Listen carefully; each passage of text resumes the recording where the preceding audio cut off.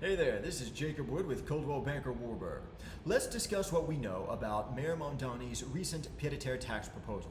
Now, despite having Hochul's backing, the proposal is likely to look different once enacted than our current understanding of it. It is subject to scrutiny in Albany, and our current understanding of it is incomplete. Here's what we know thus far.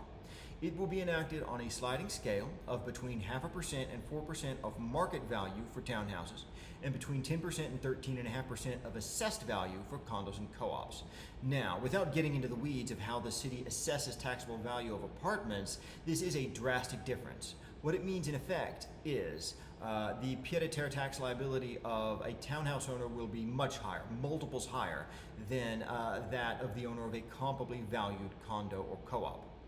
Now, Mamdani shot the video for his proposal in front of Ken Griffin's $238 million penthouse that he purchased in 2019. It is a useful political prop, but ironically, Griffin will incur a fraction of the pied-a-terre tax liability of the owner of a comparably valued townhouse. Now, to what extent is this likely to affect real estate values in Manhattan? The tax will affect 13,000 non-resident owners in a city of 8.5 million residents. It will effectively double the common charge and tax monthly outlay of the owner of one of these properties. If you were to double the carrying costs of the owner of a $3 million condo, that would significantly contract the value. But there's a fundamental difference. The owner of a $3 million condo bought it for $3 million because they couldn't get it for $2.9 million, and the seller couldn't get them to pay $3.1 million. It was a value purchase. The buyer of a $50 or $100 or $200 million condo made a vanity purchase. He purchased it for the same reason one might buy a luxury car or a piece of fine art. Not for the same reason one might invest in a treasury bill or the S&P 500.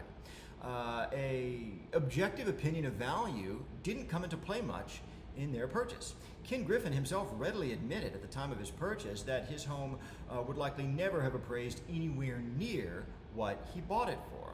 But he bought it anyway because it wasn't about value. It was about being able to say, I bought this beautiful trophy property in New York City and I paid over $200 million for it. Look at the headlines that I've produced.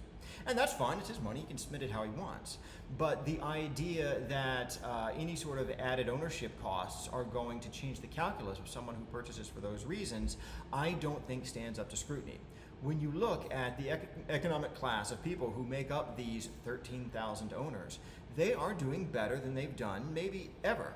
Their total tax liability, when you take into account their local, state, and federal taxes, is lower than it's been in decades relative to their income, because remember, most of their income is not W-2 earnings, and especially relative to their assets.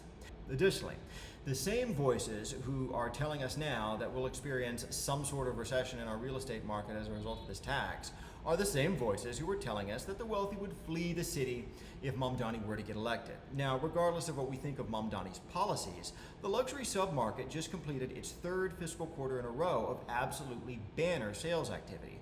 All of those purchases were made well after the city's next mayor and what his policies would be were a foregone conclusion.